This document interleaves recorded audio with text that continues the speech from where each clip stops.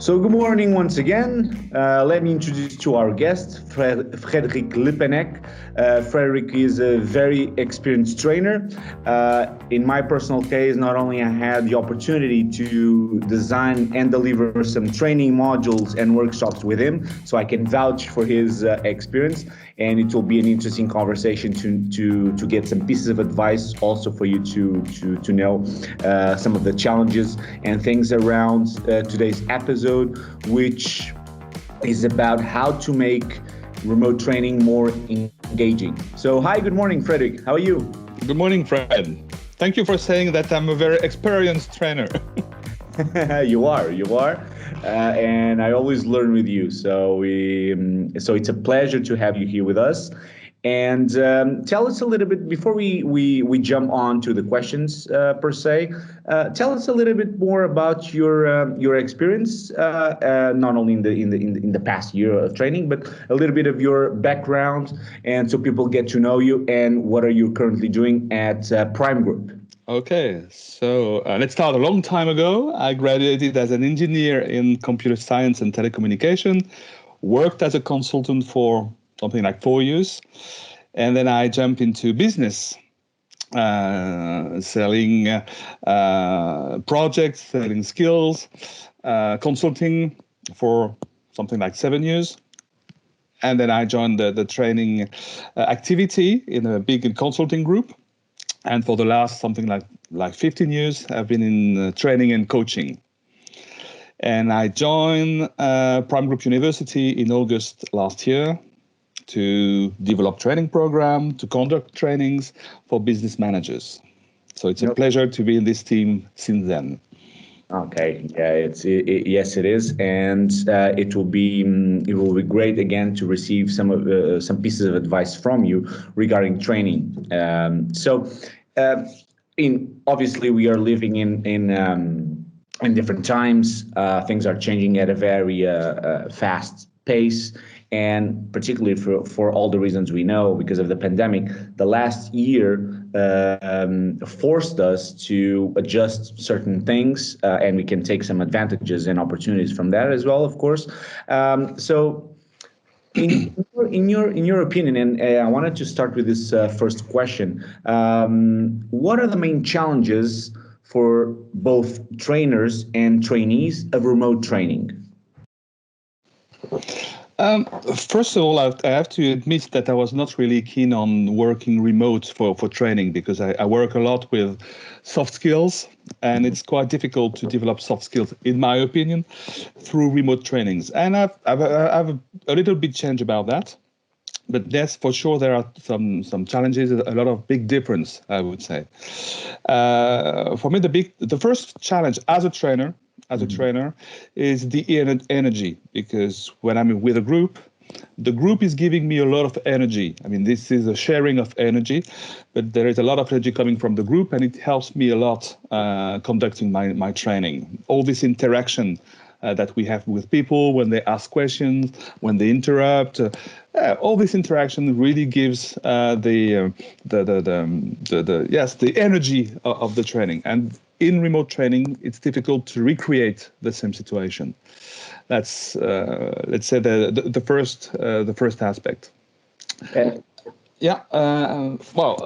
Another one is the use of technologies. I mean, when you're in a room, you just have to control your remote, and that's about it. And the data share. Yes, there are different tools that you can use. We will probably come on that later. But in order to recreate the interaction with the group, I'm now using different tools that are quite powerful to get the engagement from people. And for the second part of your question, for the trainees, the main challenge for me is to keep focus on the training. When they're in a room, I mean, the person is here, the trainer is here, so the interaction is all the time. I mean, with the eye contact and things like this. When you're remote, you don't know if the trainer is looking at you or just looking at the direction of the computer, or doing something else, or sending an email or something. Yeah, exactly. Exactly. So the visual, the eye contact, it's much more challenging, much more difficult than it would be on a face-to-face situation, definitely. One aspect that I wanted to touch base is that you mentioned the soft skills, and we all know the importance of soft skills, hard skills in training. What are the main soft skills that you develop in trainees, and what are the difficulties in remote training of delivering or developing those soft skills? Soft skills, for example, I conduct training in communication. So that's the art of communication, art of questioning, listening, connecting with people. Yeah. And these communication skills adapted to sales, adapted to management. So one of the difficulty is when we are training people, okay, we can give when we talk about concepts, no matter the channel that you use. But then in the training, we do a lot of simulations or role plays. That means, for example, you're a business manager, I'm a client, and we do a simulation. When we are face to face, I can really connect with you and give you a feedback about your performance. When it's remote, it's much more difficult because this interaction that we have as human beings, we don't really have it remote. So it's different. It's a lot different. Of course, you can say, but if you train people to do remote training, it's better to train them remote. Yes, for sure. In that case, yes. But hopefully one day we will go back to face-to-face meetings. And for this, there will be some differences. And there are a lot of things that, for example, here you just see the top of my chest and you see my head, but you don't see all my gesture, my moves. And this I cannot debrief you on what you do. Your non-verbal communication is very difficult for me to see. And also there's a module that actually you delivered, and I already have the chance to watch it and to see it face to face, which is negotiation. And negotiation, it's something that really implies, for obvious reasons, a lot of human interaction and people being able to express themselves in terms of their non-verbal communication, verbal communication, of course, and also to read the other person. And would you say that there is more difficult to actually teach some negotiation techniques, for example, where communication is also a big part of it, remotely rather than face-to-face, right? Yes, because as you mentioned, negotiation, there is a huge part of psychological issues in negotiation. And all this non-contact that we have is not helping in building the relationship. We are in a world, in our world, talking about negotiation, it's repetitive negotiation, because we're not doing just one shot with a client, but repetitive business. That means we have to create a connection with the other person. And this connection, it's difficult. When you don't, I was about to say, when you don't touch the people, but that's about it, because when you shake hands, you touch each other's. And to create, especially, and that's good that you address negotiation, especially in negotiation. I mean, imagine the situation where we are face to face, we close a deal, we agreed on everything. And at the end of this negotiation, you want to shake my hands. And I say, oh, no, that's okay. We have a deal. Let's not shake hands. How would you feel about it? You would not feel confident. You will feel, what's wrong? Why doesn't this person want to shake hands with me? You see, and because we cannot create this remote, we are missing a little something in this human part of negotiation. That's for sure. Definitely, and even given those challenges and those difficulties, how can we overcome as trainers? Okay, how can we overcome those difficulties? And also for trainees, how can they overcome the difficulty of apprehending what they're receiving in a more challenging way? So both, again, for trainers and trainees, what are some of the techniques that we can use to cope with those challenges and those difficulties of remote training. Yeah, well, one of the challenge also that we did not mention before, but it's really challenging more for the trainees, is the capacity to focus on the training, on the training, because they have this capacity in front of the computer to do, as you were mentioning, they do an email, they are interrupted by any notification, any distraction, and for them it's quite challenging to stay focused for several hours in front of the computer. So some of the techniques I can share with you, one, for example, is to have more breaks. When you have 3 hours of training, usually you just do one break. Here it's better to have 2 breaks, shorter breaks, but 2 breaks, so people can walk a little bit, do something, and then come back. Also, of course, in the way you train people, you have to create interaction, much more interaction than when you were in a room, because in a room training, the interaction comes, as you said, from the eye contact. Yeah. I mean, every time I look at you, I have an interaction with you. Even if we are not addressing specifically to you, we have an interaction. Here, it's natural. It's flowing. It's more organic. Everything. So exactly. Yeah. You switch from one eye contact to another, and you are involving everyone. Every time when you are looking at someone, you bring back the person in the room. Remote, it's much more difficult. So we had to review a lot of exercise that we do in order to interact with the group, rather than one person, the other observing. It's interaction with the group. So for this, we are using some tools. Everyone. Yes. So for example, we had to review all the exercise we do. For example, before doing a simulation, it's making them work together. So working together means, okay, they have to work, they have to be here. When we are in a room, okay, we just take one person, we do a simulation, and the other they are observing because they are in the room. So you see, I'm not going too much in details, but reviewing the exercise that we do in the training has been a key to engage people. Of course, we have the technical tool to do that now, but to review the whole content. For me, one of the conclusion that I can have from differences between remote and face-to-face training is you cannot take a face-to-face training and just do it remote. It doesn't work. It doesn't work as well as you expect. It can work, of course, but it's not working as well as you expect. So you really have to reconsider your practice as a trainer. That's for sure. Yeah.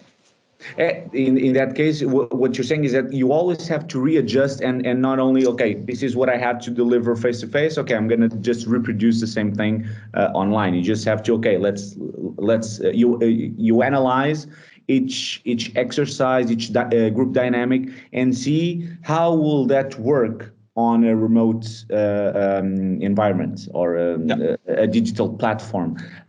One thing that I also wanted to ask is that for you to make trainees more engaging is that the use of the technology that you mentioned. So we now use different platforms, whether if it's Zoom or Teams or different platforms. Are there any, apart from that, any technological tools or things that you integrate or introduce into those platforms to make trainings more engaging? So, for example, some quizzes or some any ways that you use technology to impel people to be more engaged in that training. Yeah, luckily, because I'm graduated from engineering and in computer science, I like computers and tools. Okay. So I was lucky with that. Looking for tools that can be very useful. So we're using, for example, we're using Poll Everywhere to do live surveys. I'm looking at the moment, and another one that I saw that seems to be very interesting also. It's called Kahoot. So there are different tools to engage people. We're using Zoom, not because it's Zoom, but there is a very simple specificity, very simple to use specificity, which is the breakout rooms. So it's the capacity to put people in virtual rooms. For example, you have a group of 9 people, you can create 3 rooms, virtual rooms, and you put 3 people in each room. And as a trainer, you can navigate from one room to another. So And see how helps a they lot. perform. Okay, and see how they perform in the dynamics and give feedback. So that's that's the important thing on technologies. That's very that was definitely one of the very key, important. The use of technology. Well, one of the key was really to accept to change. I mean, after you said I'm an experienced trainer. Of course, all the time we create new things, but also we had to. I had to accept the fact that I have completely to review my practice. Okay, and I can imagine that for some trainer that can be difficult because they've been doing things the same way for years. Yeah, exactly. So changing is a bit of a risk, I would say. But it's also an opportunity to improve, because very probably, when we go back to face-to-face training, very probably I will keep some of the tools, some of the exercise that we have created specifically for remote training, because it creates another kind of energy. And also because it's technologies, and we train a lot of young people. Most of them, they are fond of technologies. So it's good to have technologies in the training. Actually, I want you to keep that in mind for a question that I'm gonna ask you, that has to do with the lessons learned throughout this year. But before that, you also mentioned something that has to do with the ability to focus, both for the trainer and for the trainee, and that difficulty of for 4, 5, 6, 7, 8 hours being focused, and the amount of energy that takes. So I wanted to touch base on that. Would you say that remote training, well, we all know that, or for those who don't know, delivering training and receiving training, whether if it's face-to-face or remote, it can be very exhausting and demands a lot from you, both for the trainer and the participant, the trainee. Would you say that remote training demands more, it's more demanding in terms of mental and physical energy, both for the trainer and for the trainee? Yes, in terms of concentration for the trainer. For the trainer, yes, because you have to handle the different tools, and also in my case, I always have in mind that people can disconnect very, very easily. When I say disconnect, I'm not talking in terms of technology. I'm just talking about communication. That means I put a lot of pressure to myself to keep people engaged in the training, which I realized that I don't need to do in a face-to-face, because, as we said before, this interaction we have recreates all the time the engagement. So yes, it's more tiring. Remote training is more tiring, and also this is also important in terms of physical tiredness. It's the fact that we don't move. I mean, when I'm in a room, I'm walking kilometers in the room. Here, I'm just sitting on my seat, and I don't really my legs don't like it. That's also a reason why I do several breaks. It's more static. Yes. So I do several breaks. So I can walk in the apartments. I can and do some stretching sometime. Just because just sitting, talking takes a lot of energy. It's surprising. It's almost a paradox, but because you don't move, it requires more energy. It's not the same kind of energy, that's for sure. And probably for the trainees, it's about the same, because they don't move and they are stuck. Even if in the room they are stuck at their place, but they can move. Here they are stuck in front of the camera. Yeah. Exactly. As definitely more tiring, so demands a lot from you. And we are consuming a lot of energy that is not useful. This energy is not useful. It should be used for concentration, for the content, and so on. So yes. And taking that, I assume that moving from face-to-face training to remote training, you wanted to keep the same standards of quality or the same standards of excellence, knowing that you had to do some readjustments, and some of the techniques you already approach and cover that in terms of analyzing the modules and the dynamics and everything, and see how can you do that remotely, or if you can do that remotely. Since you said it's more tiring for the trainer,